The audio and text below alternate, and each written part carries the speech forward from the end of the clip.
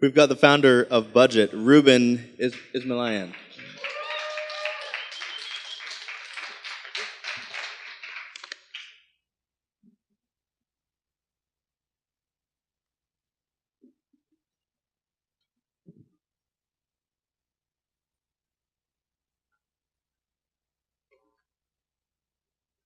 Hi, everyone. My name is Ruben Izmailyan, and I'm the founder of Budgit. I'm very excited to be here and tell you about what we're working on. A little bit about my background.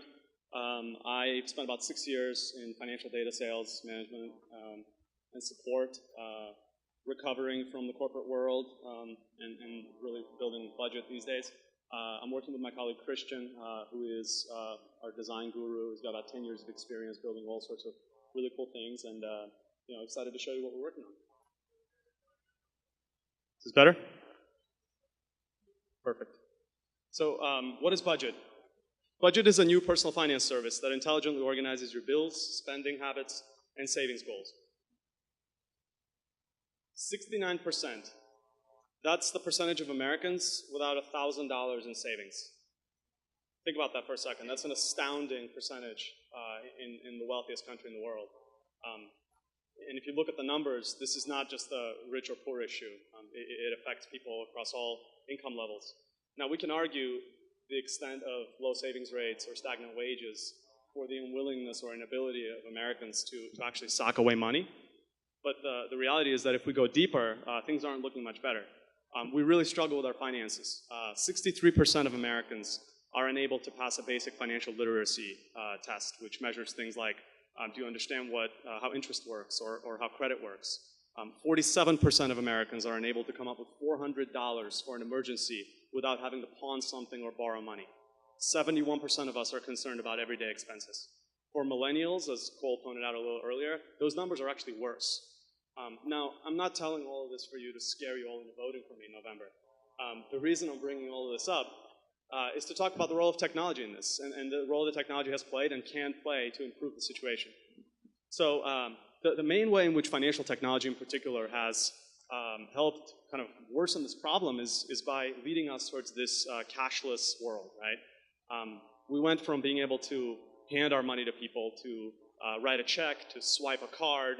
Now we can tap our money. Now we can speak our money away through Amazon's tool, etc. The whole industry is moving us towards less payment friction, easier transactions.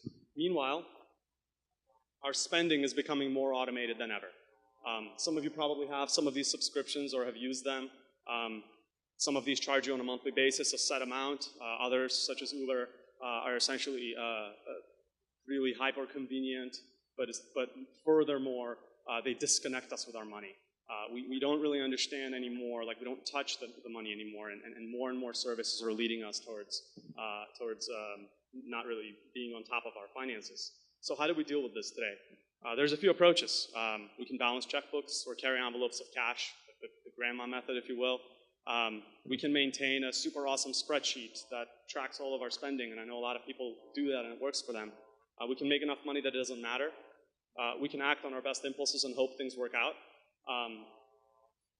For the last 10 years or so, I found myself in various of these buckets, and I've also tried pretty much every app out there with mixed success. And one of the things that I learned more than anything is that personal finance in this hyper-technologically advanced, overcomplicated finances world requires a new approach. The new approach is why I built Budgit, and it's grounded on 3 principles. Number 1, user privacy is not a commodity. We're trying to build a product that has the user in mind rather than the marketer in mind. Number 2, personal finance should be personalized. For people who are reaching out for help or trying to use a service that helps them understand and manage their money, asking them to answer surveys or give us more data is not enough. What we do is we take 90 days of history, combine that with people's goals, and actually create a product that's ready to use out of the box. And then lastly, web scraping for data is not enough. And what do I mean by web scraping? It's the idea that we go around our bank to get to our data rather than working with the bank and getting the data directly from the source. Web scraping is primarily how almost every financial aggregator and consequently every financial app gets its data today. So why Budgit? Because we bypass those aggregators and work to get the data directly from the banks, or almost directly from the banks rather. We're able to get rich transactional data that's quick, reliable, and secure. Our algorithms are able to identify bills and subscriptions and neatly organize them. Because we know your bills and subscriptions, we're able to take paychecks and actually allocate them to the things that matter. And then we have an innovative calendar interface that actually keeps you in the loop in a visual way rather than showing you a list of transactions or spreadsheets or tables. And notifications that are actionable and not naggy.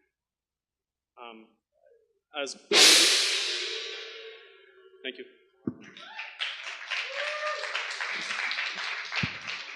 So,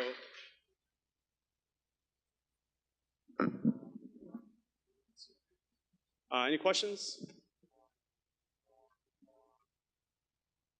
Can you go back to the slide that you just had up? One of my questions was going to be about the competitors in your space, so can you just elaborate a little bit on how you're differentiating yourselves from those competitors? So as I mentioned, it's a really competitive space. I think most people know that have played with these apps. For me, that actually indicates that the problem is not solved, right? That there are so many new entrants all the time. Obviously, you have Mint, and they've been very successful. But by and large, the way we differentiate ourselves is we think of ourselves as a more premium product. We do not monetize user data. That's something we don't believe in. We want to build a product for the user. As a result, or as a cause of that, part of it is that we're relying on this more modern bank sync technology, which allows us to get data directly from the banks. This limits the amount of banks we can support, so we're not able to support as many banks as a Mint, which can, I think they claim about 16,000 banks.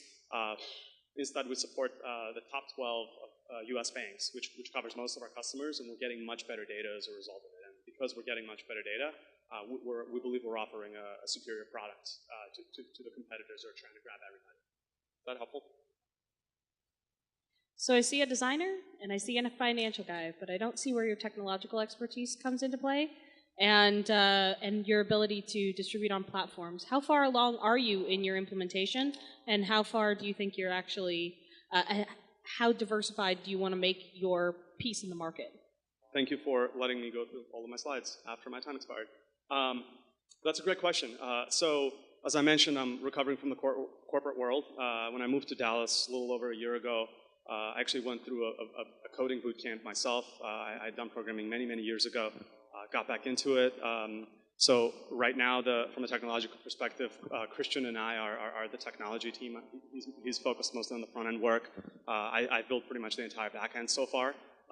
We're certainly, at some point, after we probably raise some money, we'll look to expand that technology. More importantly, I'm looking for sort of more data science expertise. But so far, what we've built is we launched our sort of first iteration of the product to a few source of feedback last month. We're hoping to complete an MVP at the end of this month, launch a beta version in November, raise our first financing round at the end of December, and then hopefully, if things go well, launch in Q1. In terms of platforms, we're built on Heroku right now, which is serving our purposes plenty at this time. We'll certainly explore alternatives if we feel like the time comes for that.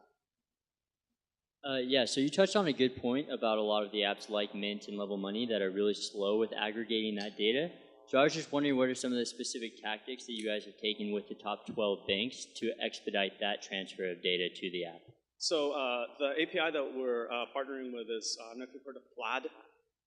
So they're a niche player. They just closed $45 million with Goldman Sachs Investment Partners.